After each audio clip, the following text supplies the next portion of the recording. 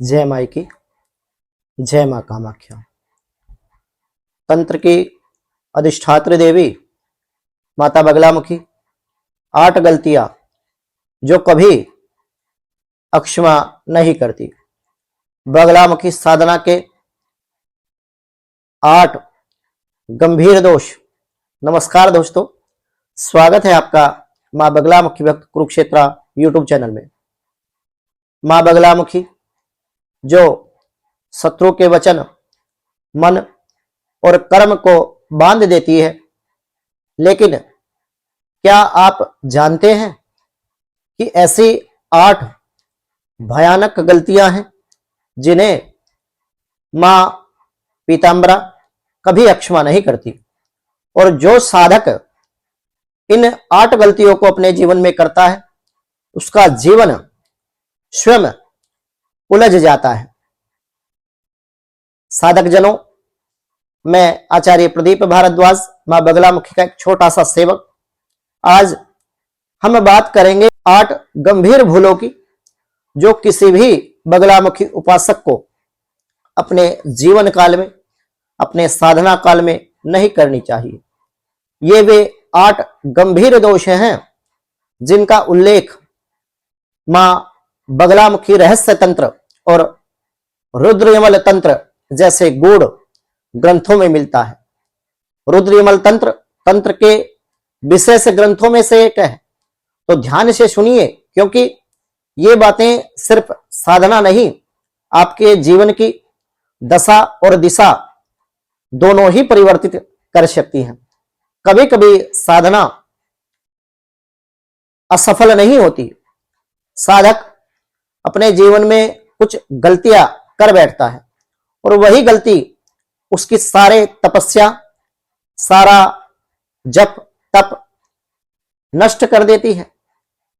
तो कौन सी है वो गंभीर गलती? पहली गलती, मां बगलामुखी के प्रति अहंकार का दोष। बगलामुखी साधना में सबसे बड़ा अपराध है अहंकार। जो साधक यह सोचता है कि अब मां उसके नियंत्रण में है, उसका पतन निश्चित रूप से होता है। मां बगलामुखी पीतांबरा की शक्ति और बगलामुखी की जो शक्ति है सदा विनम्रता में ही प्रकट होती है। जैसे अग्नि शुद्ध करती है, लेकिन अहंकार से पास जाने पर भस्म भी अग्नि ही कर देती है। अहंकारी साधक मां के कृपा पथ से नहीं, मां के क्रोध पथ से जुड़ जाता है। दूसरे नंबर पर गुरु की अवमानना। गु माने अंधकार, उरु माने प्रकाश।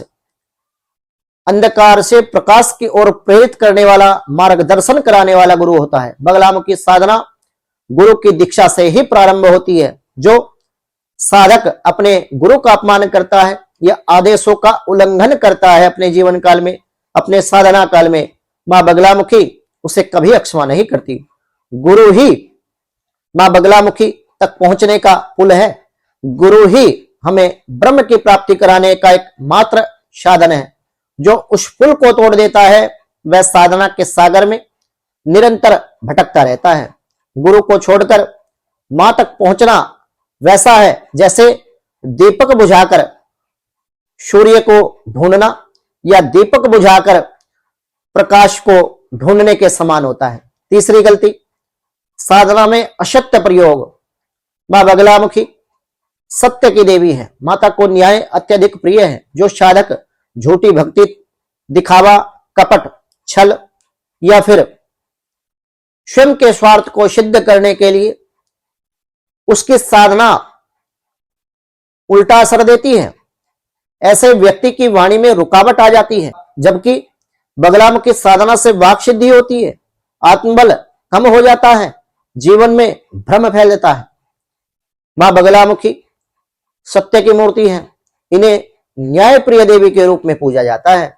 झूठ के पास उनका तेज नहीं टिकता। तो चौथी गलती, वाणी का दुरुपयोग। मां बगलामुखी वाक सिद्धि देती है, परंतु जो साधक उस शक्ति का प्रयोग निर्दोषों को हानि पहुंचाने के लिए करता है, उसका तेज क्षीण हो जाता है, उसका तपोबल नष्ट हो जाता है। मां का आशीर्वाद तभी साधक पर स्थायी रूप से रहता है जब वाणी संयमित हो, सत्य और कल्याणकारी हो।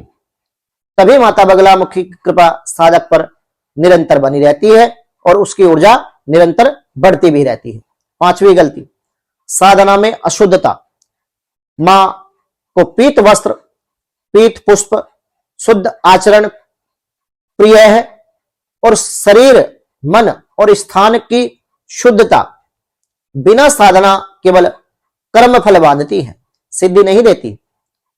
याद रखिए, मां बगलामुखी शक्ति की देवी है और शक्ति कभी अशुद्धता में नहीं टिकती, शक्ति कभी भी मलिनता में नहीं टिकती, शक्ति का प्रादुर्भाव कभी भी गंदगी के स्थान पर नहीं हो सकता। छठी गलती, निंदक वृत्ति। दूसरों की साधना, देवता या देवी देवताओं का उपहास करना, यह मां बगलामुखी को अत्यंत अप्रिय है। मां बगलामुखी मौन की देवी है, यह शत्रु की वाणी को बांध देती है, निंदा की नहीं। जो साधक निंदा में लिप्त रहता है, दूसरों की निरंतर चुगली करता है या निंदा करता है, उसका मन स्वयं शत्रु का रूप ले लेता है, वो अपने पुण्य को नष्ट कर देता है। सातवीं गलती, साधना में अधैर्य। कई साधक जल्द परिणाम की चाह में साधना अधूरी छोड़ देते हैं या फिर उतावलेपन के कारण साधना पूर्ण नहीं कर पाते। लेकिन मां बगलामुखी पहले साधक की परीक्षा लेती है। धैर्य और श्रद्धा रखने वाला साधक ही माता बगलामुखी पीताम्बरा की सिद्धि प्राप्त करता है, अन्यत्र नहीं कर सकता। आठवीं और सबसे बड़ी गलती कौन सी है? मां की शक्ति का स्वार्थी प्रयोग।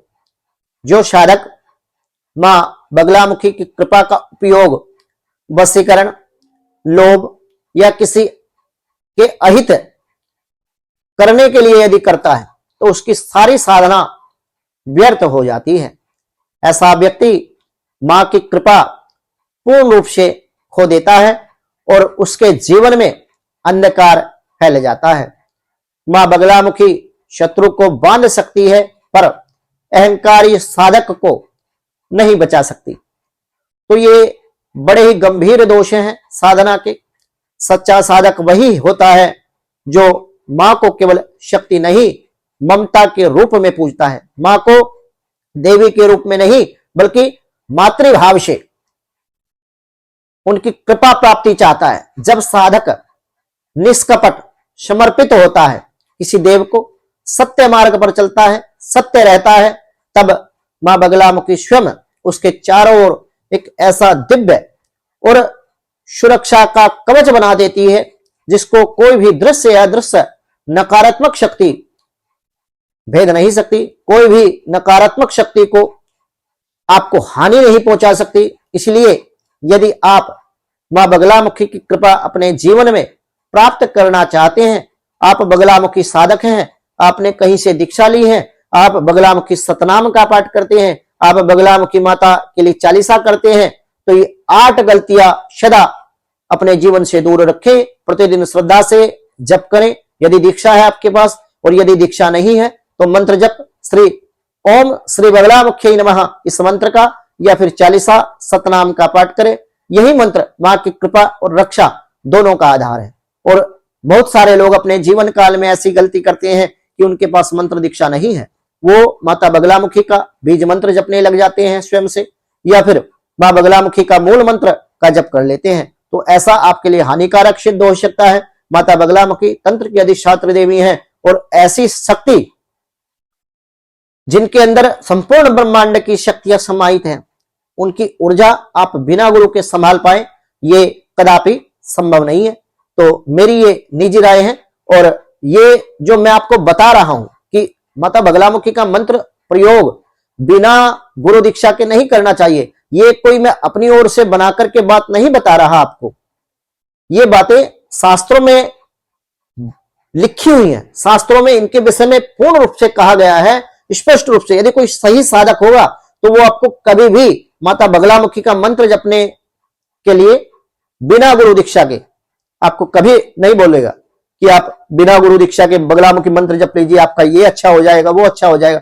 अच्छा तो होगा, परंतु अच्छे के साथ साथ में यदि आपसे वो ऊर्जा कंट्रोल ना हुई, आपके घर में निगेटिविटी हुई, आपके घर में पितृदोष हुआ, आपके घर में यदि किसी व्यक्ति के द्वारा अनैतिक क्रिया या कोई तंत्र विचार आदि क्रिया का प्रभाव हो, कोई नकारात्मक शक्ति का प्रभाव यदि हुआ, कुलबंधन या पितृबंधन दोष यदि हुआ, तो आपका जीवन नकारात्मकता से इस कदर गिर जाएगा कि जो लोग यूट्यूब पर या सोशल मीडिया साइट पर आकर के माता बगलामुखी पीताम्बरा की साधना लोगों को बता रहे हैं कि आप कर लीजिए, गुरु की कोई आवश्यकता नहीं है, भगवान शिव को गुरु मान करके कर लीजिए,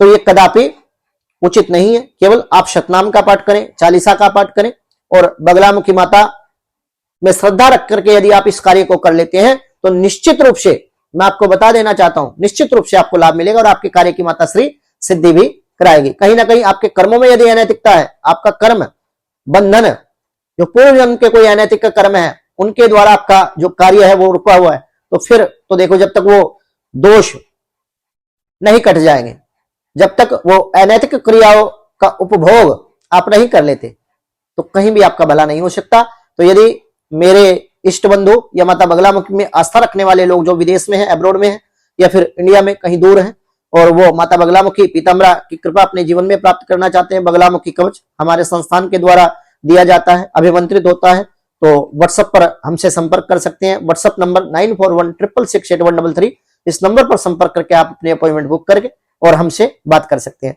तो यदि मेरे द्वारा दी गई जानकारी आपको उपयोगी लगी हो तो वीडियो को लाइक करें, शेयर करें और कमेंट में जय मां बगलामुखी लिख करके माता बगलामुखी के श्री चरणों में हाजिरी अवश्य लगाएं। सभी बगलामुखी भक्तों को जय माई की, जय मां कामाख्या।